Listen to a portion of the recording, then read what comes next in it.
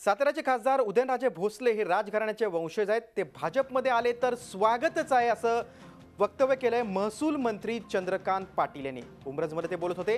या आधी छत्रपती संभाजीराजे भाजपसोबत गेलेत, आता उदयनराजेंवर भाजपने लक्ष केंद्रित केल्याचं समजतंय। मतांचं विभाजन टाळण्यासाठी पश्चिम महाराष्ट्रात भाजप समविचारी पक्षांना एकत्र करून जिल्हा परिषद आणि पंचायत समिती निवडणूक लढवणार असंही चंद्रकांत पाटील यांनी स्पष्ट केलंय।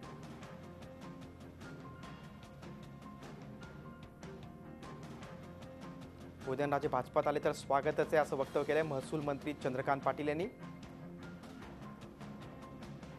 आणि याच महत्त्वाच्या बातमी संदर्भात आपण अधिक चर्चा करूया। आमचे साताऱ्याचे प्रतिनिधी विकास भोसले आपल्या सोबत आहेत। विकास, अत्यंत महत्त्वाचं वक्तव्य आहे, राजे भाजपात जाणार, अशा काय हालचाली सुरू आहेत का साताऱ्यात?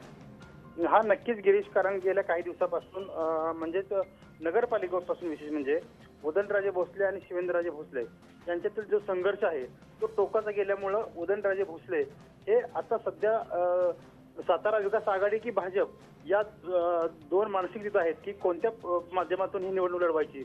मात्र आज चंद्रकांत दादांनी स्पष्टपणे स्वागतच करू असं त्यांनी सांगितलं आहे।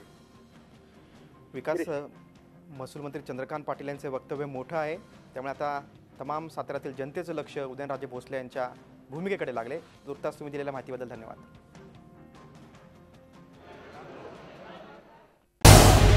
झी 24 तास रहा एक पाऊल पुढे।